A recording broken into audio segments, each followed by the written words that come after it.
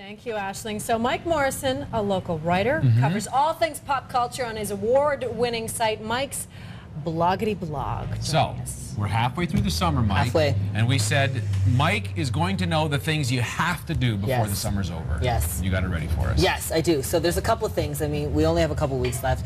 Some of them are weather conditional, though. So the first one, I didn't even really know about this, is the Deerfoot Mall does drive-in movie theater. Every Friday night. Who doesn't love a drive-in? Yes, I know, and this will be the only time I recommend you go to the Deerfoot Mall.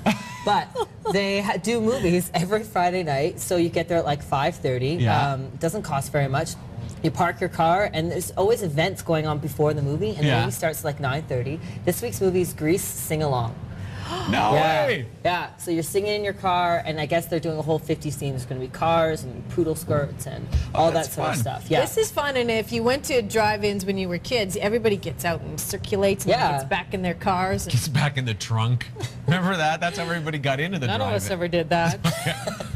No, I'm going to the drive-in by myself. Car's weighed down. To meet people. Good idea. So that's at Deerfoot Mall, and that's for the summer? Yeah, and they're doing movies a couple times. 17 again is coming up, and that 3D movie Coraline is going to be airing too. So it's just something different. And I mean, I don't know if we have any drive-in theaters really close to Calgary. So, I mean, good thing for kids if they've never been. Something different, and it's cheaper than going to the movies. Why not? And you can go to the Walmart next door and get all your snacks. You're set. Set. Speaking of going somewhere and getting some snacks, you can get culture. Culture, Shakespeare in the Park. I love Shakespeare in the Park. I've already gone twice this year. This year's productions are Midsummer Night's Dream and Romeo and Juliet. Fun Michael fact, I was in both of those plays in university. Maybe you've seen them. And I've seen them. So, yeah, and so this is at Princess Island Park. And you can get a picnic basket from the River Cafe.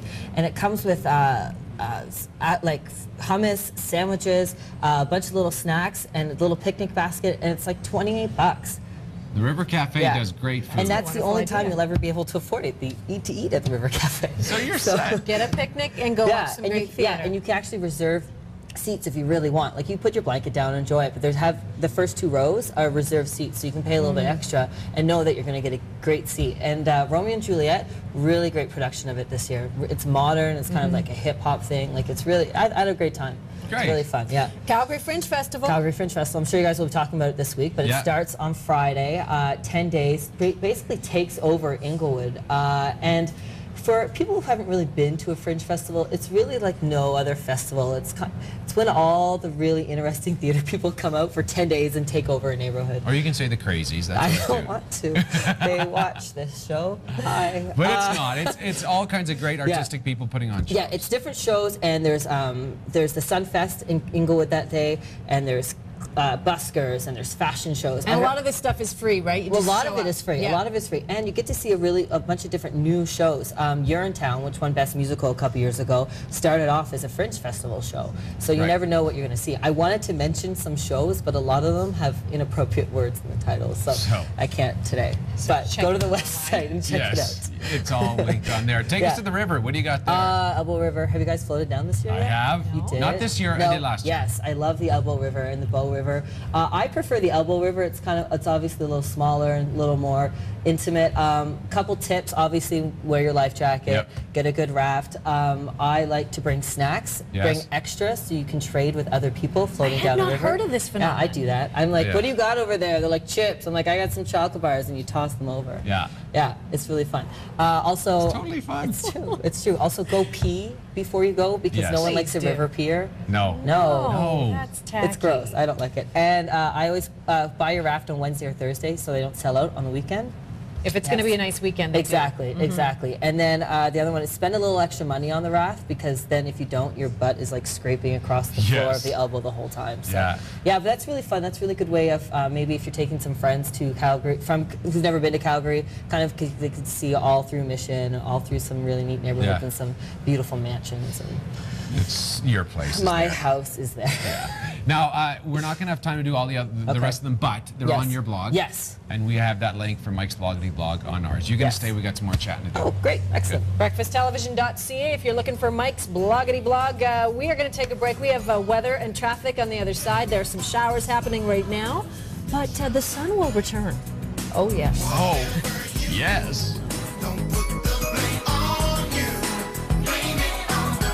champion. They need someone to move it forward.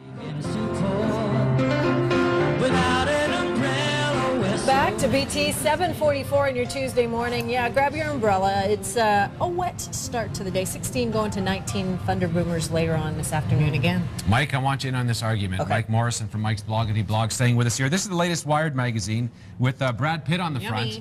And it's got it's a great cover, and it's got the new rules for the digital gentleman. And this is one of my favorites here. Rule number 52 with Brad Pitt with a little earbud here says, ditch the headset. He can barely pull it off, and you're not him. Okay. Now, there's in the magazine, you gotta get it. It's got a whole bunch of do's and don'ts about technology. One is texting is okay while in the company of others. Do you, yes or no? Is it okay to text while you're in the company of others? Suzanne Fox, go ahead. Absolutely not. I think it's incredibly rude. I think if it's justified. What would be justified when you're in the company of Dave and you're having a conversation and you stop? It's like what Dave's saying is not important enough. Specifically Dave, it's who else is busy that I can hang out with. Now, go ahead, Mike. No. I mean, I think like if you're if you're with your friends and you're all trying to plan something with another friend. If they're all on board with it. Yes. They're all texting. Yeah, or like say you're waiting to hear about like a job interview or something like that. But I generally just to be like, oh, hey, Suzanne, what's up? I liked your purple shirt today. I don't think you need to do that. Thank you, though. Can I tell you what these people say? What do they say? They say it doesn't matter what either of you think. Oh. You know why? Why? Because teenagers are doing it. And they're setting the standard for the new what's polite in the next 20 years. Whether you like it or not, you're going to be that old geezer who says, well, we were kids, we never texted around each other. And they're going to say, oh, there they are being old. We're losing all social courtesies. No, they're not. They're saying we have new social courtesies. But teenagers also don't know how to write proper sentences anymore because of texting. And you know what? The English language, and they would say the English language shifts. There was no such thing as... It's evolving? Yeah, it always downgrading? does. OMG. LOL. Oh, boy. It's the beginning of our downfall of civilization. You sound so much like my grandparents now, Suzanne. I am old. Yes. I am old. I don't have a Bluetooth, though. Very good. I'm not a fan. Don't go there. Don't go there. Andrew Schultz. Hello, Andy. Are you here. texting? Are you texting? I knew it. I can hear you with my Bluetooth.